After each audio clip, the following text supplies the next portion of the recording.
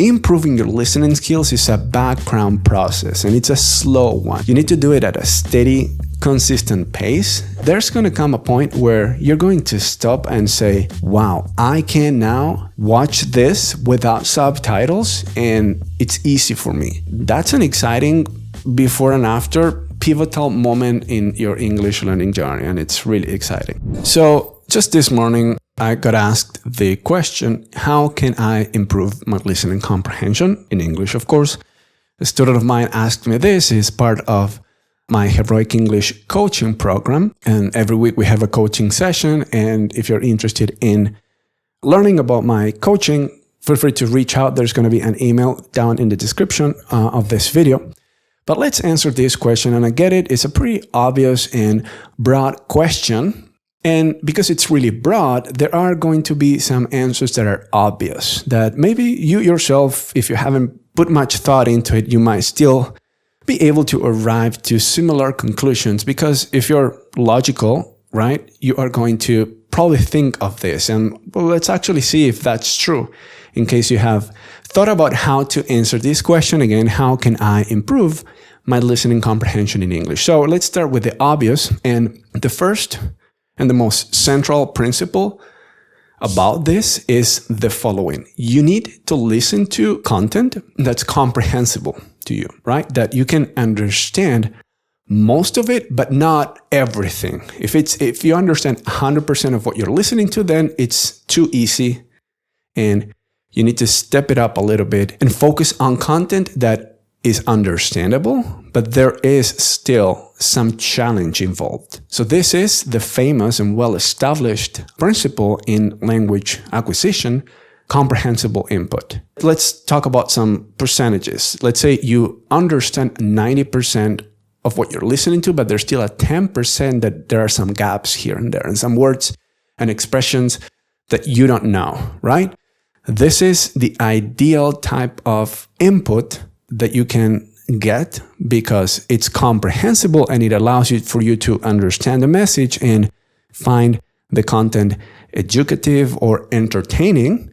But at the same time, you're still learning from those gaps and things that you don't understand, but you're getting the context of the message, and it's kind of like telling you what certain words and expressions mean, right?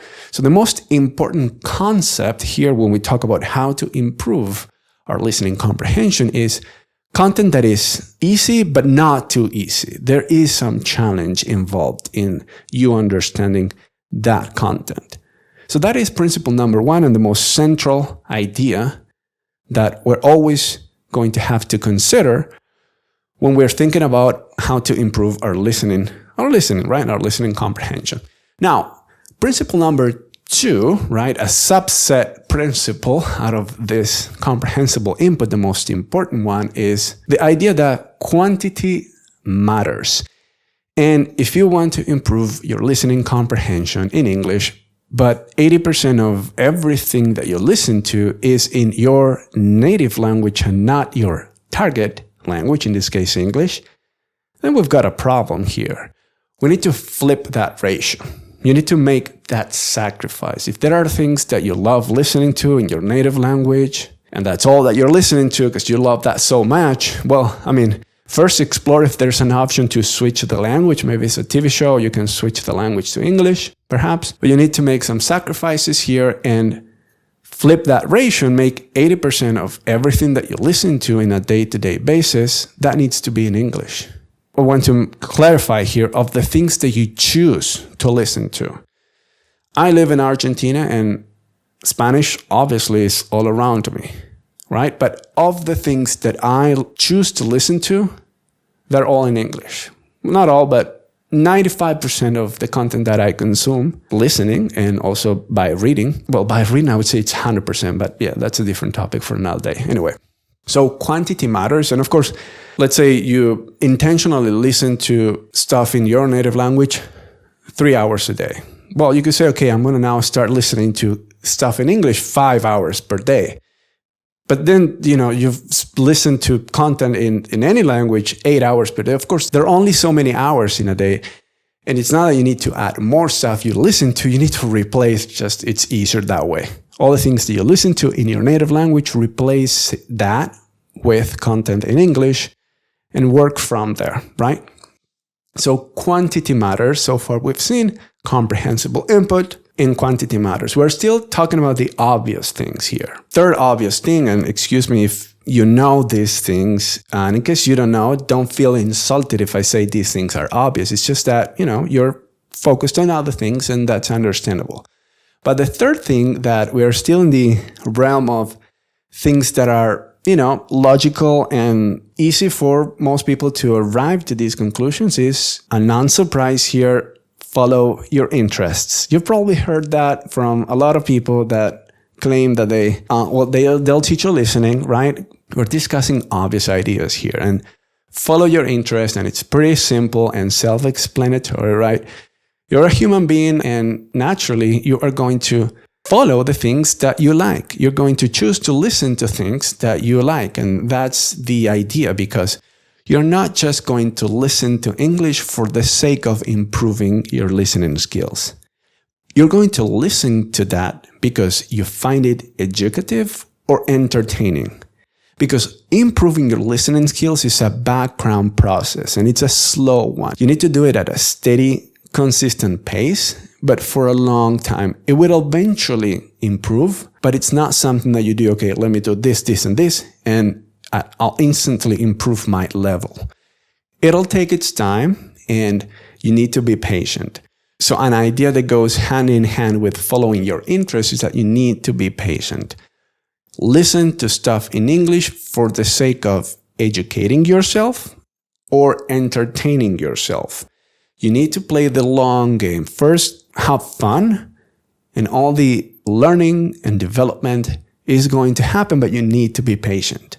Improving your listening comprehension, as I said, it's a slow process, and you're not going to notice necessarily your improvement, but there's going to come a point where you're going to stop and say, wow, I can now watch this without subtitles, and it's easy for me. In fact, I remember that in my own learning process, and that's an exciting before and after pivotal moment in your English learning journey, and it's really exciting. So these are broad ways and approaches that you need to consider if you want to improve your listening comprehension in English. Now let's get to the more specific and less obvious approaches and ways and principles that you can incorporate into your learning process so that you improve your listening comprehension. And if we want a better, more precise answer, we need to ask a better, more precise question. So the question in the beginning was, how can I improve my listening comprehension? We're going to actually add some details to that question. And just imagine the hypothetical situation where you only have 20 minutes per day to devote yourself to listening to English and nothing more. Just 20 minutes, hard stop, no more listening. You only have that time window per day, and you need to maximize it. You need to make the most out of those 20 minutes. So how can I improve my English? Again, how can I improve my listening comprehension in English if I only have 20 minutes per day? What can I do? And that's a great question because we're working within constraints here. We only have 20 minutes, so let's see how we can maximize our action, what we do, so that we take the most benefit out of our efforts. We need to narrow down our focus to things that are strictly relevant to something in your life. So we are introducing the idea of relevancy. Now, relevancy is kind of like following your interest. It's only connected with something that you need to talk about or do currently in your life. Or maybe not currently.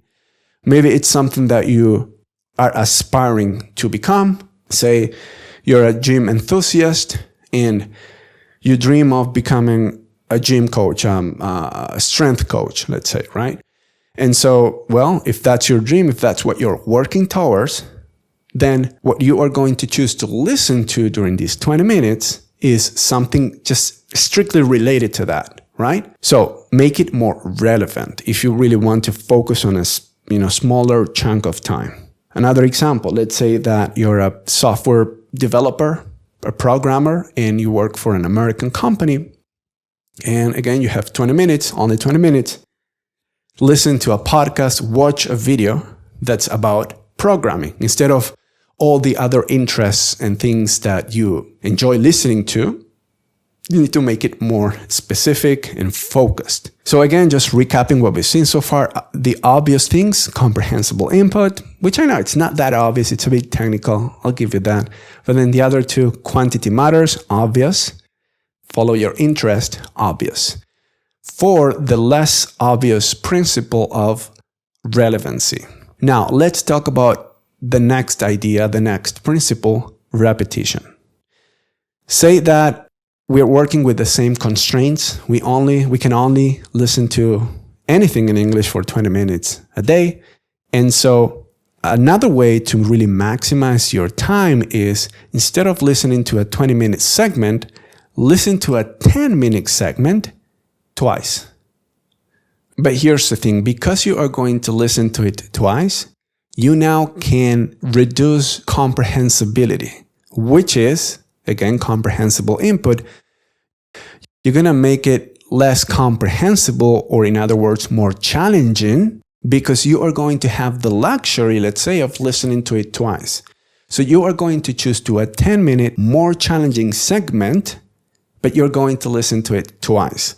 The first time around, you are going to get 60 to 70% of what you listen to, and there are going to be many gaps and many unknown words and pieces of or items of language. Be patient. The second time around, you're going to be surprised how much more you can actually understand because you're listening to it another time. So you can do this. Keep it relevant, reduce comprehensibility. In other words, it's a fancy term, make it more challenging, but listen to it twice. So it's going to be a shorter audio sample, but you're going to listen to it twice, right?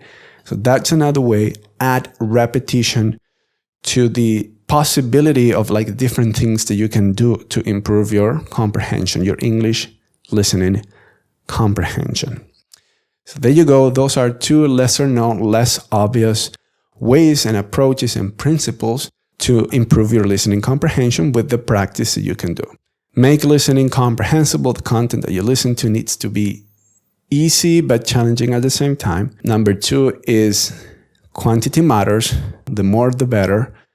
Number 3, follow your interest, keep it relevant, and repeat. Repetition can help if you want to really make the most out of this process and really maximize results. Now, I'll share a technique that it's the most efficient way to improve your listening comprehension, but its downside is that it can be a bit boring and too tedious, and unless you really have a really good excuse to do it, which needs to be other than just wanting to improve my listening comprehension, unless you're really, really obsessed about this, which would be positive in this case. But I'll tell you, I did this back in 2013, 2014, and I did this for about a year. And this is transcribing. And so a little bit of story time. Back in those times, I used to work for Real Life English, this YouTube channel. They also run this other YouTube channel, Learn English with TV series. And back in those days, in 2013, 2014, part of my job was to transcribe their podcast, right? So they had like 30-minute podcast episodes that I needed to transcribe word by word. And so I did that.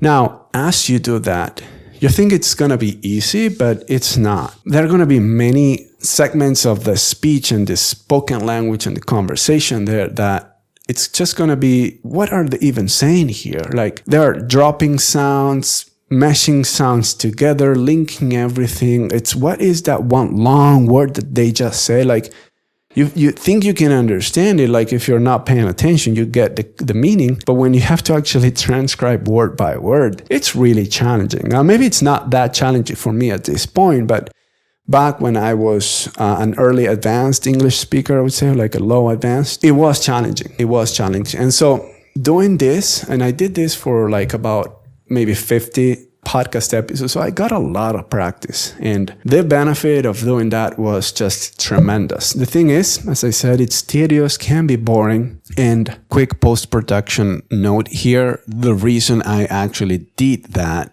was, well, because I was getting paid to do it. If it wasn't for that, I don't think I would have transcribed as many podcast episodes as I did. That's for sure. The advantage, I guess, that I had is that everything that I transcribed was later corrected. Someone proofread what I transcribed and gave me feedback.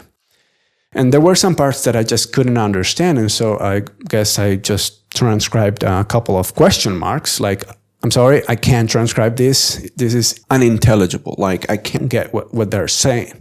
And so then, someone, a native English speaker, would help me with that and say, oh, what he actually said was, what have you been up to? What have you been up to? For example, that at the time I couldn't get that, right? When transcribing, you can also get feedback and correction of what you transcribe. That's a powerful combination. So if you're working with a coach or with a teacher, you can transcribe segments of, let's say, 5-minute segments, and then ask your teacher, your coach, to help you with feedback, with corrections, with any help that you need. In fact, I would maybe encourage you to do exactly that. Work with 5-minute segments, maybe 5-minute segments, one per week. So you transcribe 5 minutes of audio per week, and you can, create a process where you transcribe harder and harder content, right?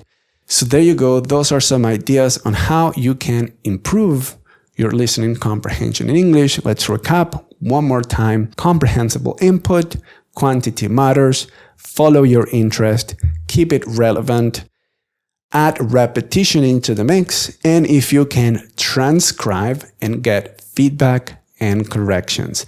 Now, I also want to comment on something that I'm launching right now at Heroic English.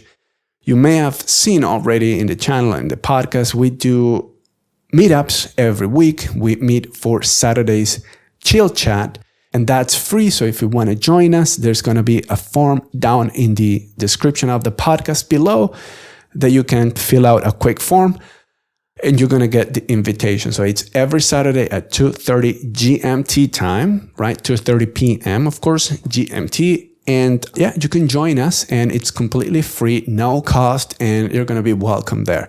Now, there's also a paid version that is the Heroic English Conversations, and we talk about confidence, habits, growth mindset, flow, happiness, learning, and so many great things that are at the intersection between mindset and English learning. So if you want to attend those, you can come to one for free. If you like it, you can sign up, pay, and become a full member, a full Heroic English member, and become an official English hero and work with me, and we can discuss an arrangement for us to work together and help you become your most fluent, confident, and capable self in English. So that's the invitation, and that's a wrap today. Thank you for listening, and as always, keep learning, keep growing, keep living your English, and until next time.